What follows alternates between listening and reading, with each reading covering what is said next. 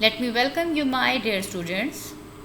This is our fifth learning session of Classical and Renaissance Drama with BS English, fourth semester. My dear students, if you remember what we did last time, we tried to learn about the Sophocles' work, that is Oedipus Rex.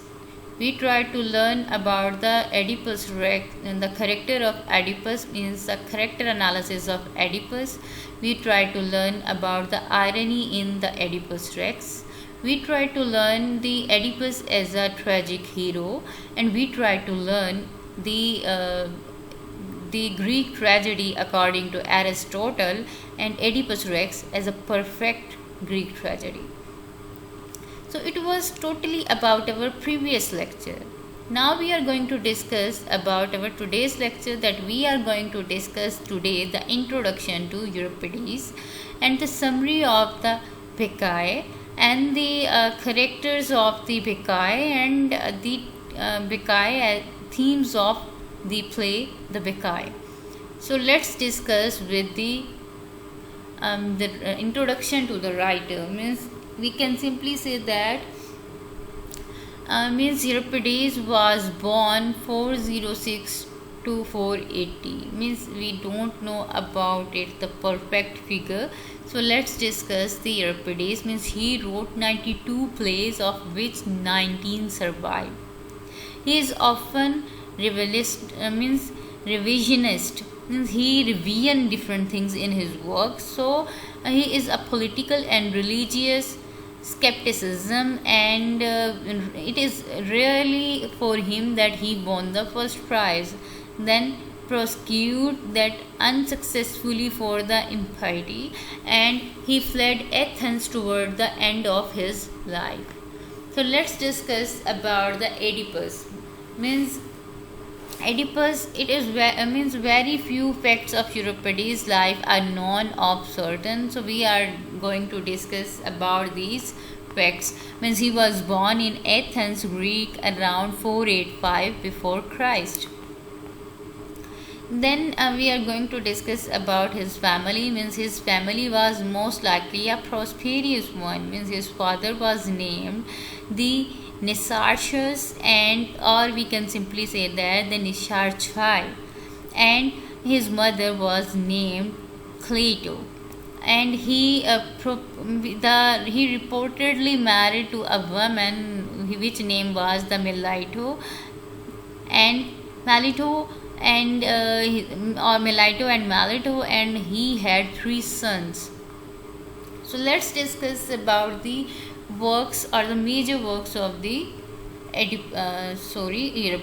Euripides was one of the best known and most influential dramatists in the classical Greek culture.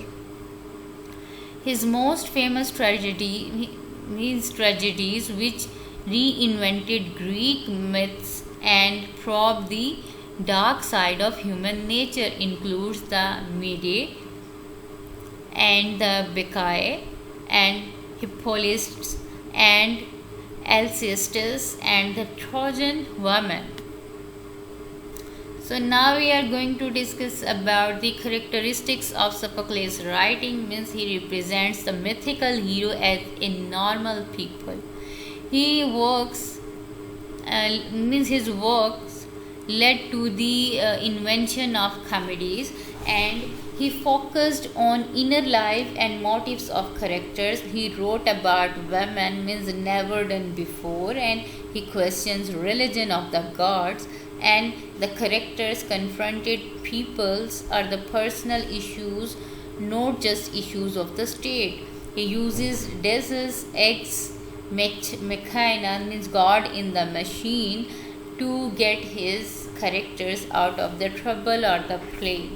So it was about the writer. Now we are going to discuss about the Bacchae. Means it was first performed in 405 before Christ posthumously.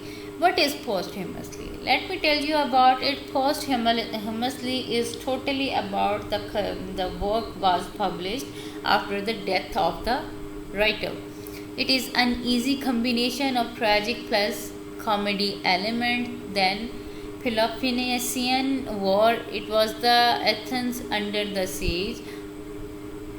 Means until 404, Euripides has used drama to critique war, like Women of Troy or the Trojan woman.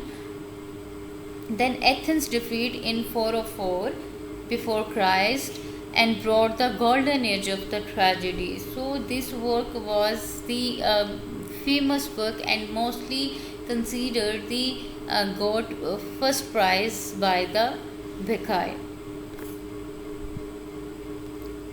So let's discuss the story of the Bacchae. Means Dionysus, the god of wine, prophecy, religious and ecstasy and fertility, returns to his birthplace in the Thebes in order to clear his mother's name and to punish the insolent city state for refusing to allow people to worship him. So the background to this return is presented in the prologue, in which Dionysus tells the story of his mother Semele, and once a princess in the royal family, means Theban house of CADMUS. She had an affair with the Zeus, the king of the gods, and became pregnant. As revenge, Zeus' jealous wife Hera tricked Semele into asking Zeus to appear in his divine form. Zeus, too powerful for a mortal to behold, emerged from the sky as a bolt of lightning and burnt Semele to a cinder. So he managed, however, to rescue his unborn son Dionysus and stitched the baby into his thigh.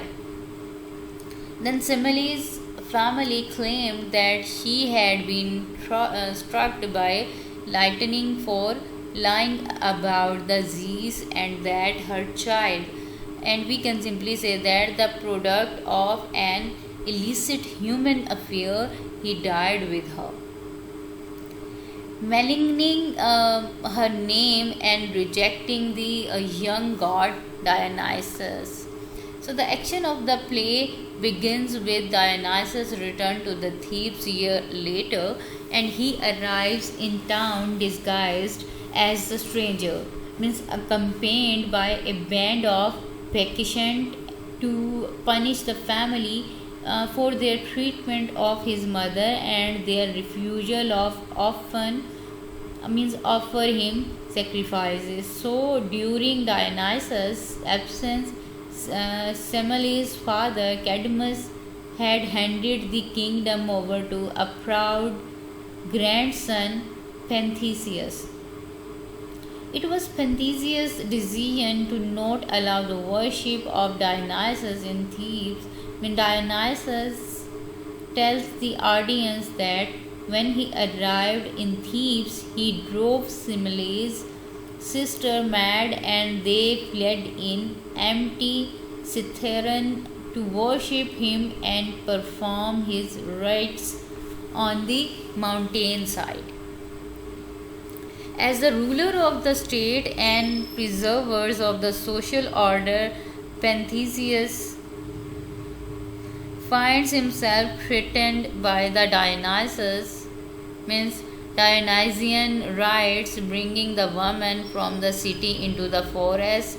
Unconvinced of their divinely caused insanity, he sees their drunken cavorting as a illicit attempt to escape the mores and legal codes regulating Theban society. His response is therefore a political one, as he orders his soldiers to arrest the Lydian stranger and his Maenades, whom he sees as the root of the trouble. So deviously Dionysus allows himself to be easily arrested and taken to the PENTHEUS. Thus, with the others, in the first three encounters, Dionysus begins to long process of the trapping himself and leads to his death. The encounter begins. In their second exchange, Dionysus tries to persuade the PENTHEUS to abandon his destructive path, but we can simply say that the PENTHEUS doesn't relent. A cohort arrives and describes his sighting of the maiden women of CADMUS. All the women were seen resting blissfully in the forest, feasting on milk, honey, wine that sprang from the ground. They played music, suckled wild animals, and sang and danced with joy. So, but when they saw the cohort, they flew into the murderous range and chased after him. The cohort barely escaped, but the herd of cattle was captured and torn apart by the Menards, including PENTHEUS' mother's AGAVE. So PENTHEUS is left intrigued and excited by the messenger's marvelous and frightening tale.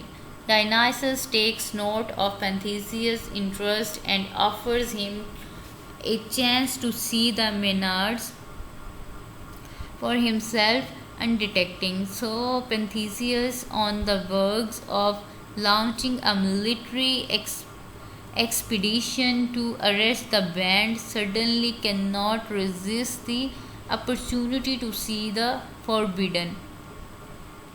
He agrees to do all Dionysus suggests, dressing himself in a wig and long skirt, like means just in the appearance of a female. The effeminate PENTHEUS, stripped of his masculinity and authority, is revealed as a vain, the boastful and lecherous creature. Once in the wood, PENTHEUS cannot see the Bacchae from the ground and wants to mount a tree from a better vantage.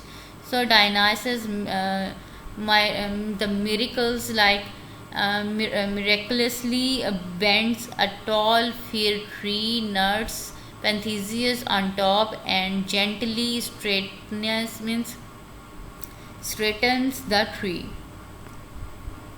At once the Menards see him, and Dionysus ordered them to attack the vulnerable ruler. With ruling eyes and the frenzied cries, the women attack, bringing the PENTHEUS down and dragging him to the ground. As he falls, PENTHEUS reaches out for the mother face and plead with her to recognize her son. But AGAVE, driven mad by Dionysus, proceeds to rape her son to death. At the palace, the chorus is exultant and sings the praise of Dionysus. AGAVE returns home with PENTHEUS' head in her hand. She is still deluded and boasts to all about the young lion she hunted and beheaded. So old CADMUS, who knows what has happened, sadly approaches his daughter and draws her mind back to the palace, her family, and finally what she is holding in her hand. AGAVE begins to weep, and CADMUS remarked that God has punished the family rightly but excessively. So in the end, Dionysus finally appears in his true form to the city. He banishes AGAVE from the Thebes and orders the CADMUS and his wife will turn into snakes and destined to invade Greek land with a horde of barbarians. So this was about the summary. Now we are going to discuss about the characters. Dionysus is basically the protagonist of the story, and he is the god of wine, fertility, and ritual madness and theater. He inspires the king to devotion in his followers of Bacchae, and he was simply is that Pentheus can only dream of a king. So Dionysus has returned to his hometown of Thebes to avenge the death and dishonoring his mother. So that is the simile, and she was the lover of the king of the gods, means Zeus. Furthermore, Dionysus is determined to prove his godliness and does so in the cruelest way by manipulating events to bring about the death of his cousin king Pentheus at the end of his own mother AGAVE, who is lost of Dionysian means rituals. As a god, Dionysus is able to shape shift in his human form. He takes on the character of Dionysus Christ with the beautiful long hair. His powers his powers don't stop there. At one point, he conjures an earthquake and fire to bring down the palace of Thebes, symbolically dismantling King the Pentheus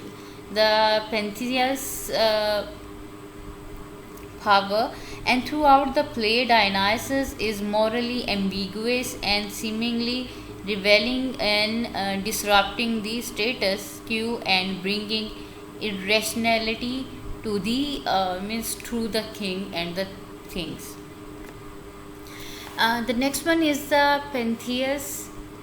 So Pentheus means the antagonist of the play is the knave king of Thebes and Dionysus' cousin. He stubbornly refuses the worship of Dionysus or even the belief in his godliness and tries to impose his authoritarian might on Dionysus' female followers known as the Bacchae. And Pentheus tries to play the role of strong patriarch but shows himself to be impetuous and ill-equipped for leadership. The next one is the CADMUS. CADMUS is the father of Semele, Agave, Ino, and Antonio, and he is the grandfather of the Dionysus and the Pentheus and the former king of Thebes. Due to the old age, he gave his kinship to the Pentheus. The next one is the CADMUS is the father of Semele, Agave. The next one is the AGAVE, means the most tragic figure in the play. AGAVE is Pentheus' mother and CADMUS' daughter. She is entranced by the Dionysus and become one of his followers known as the Bacchae. The herdsman witness her killing and eating animals raw and using her thyroids to thyrsus to the raw milk and honey and wine from the ground. So the next one is the Dionysus is a common character in Greek literature. He is elderly and blind but was granted second sight, means the ability to make accuracy or accurate prophecy as compensation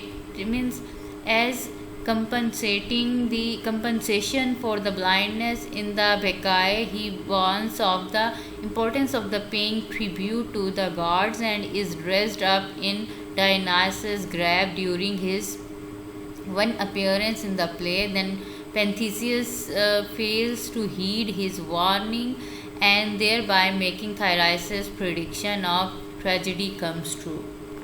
The next one is the herdsman is the first messenger in the play and give the first hand account of the franchised behavior of the Bacchae, means Dionysus' female followers having stopped Agave and Pentheus' mother in the mountains. In the herdsman, had tried to be useful to the king of simple is that ensnaring her and bringing her back to the palace. Then the second messenger is the one who gives the news of the PENTHEUS murder by the followers of the symbol is that the means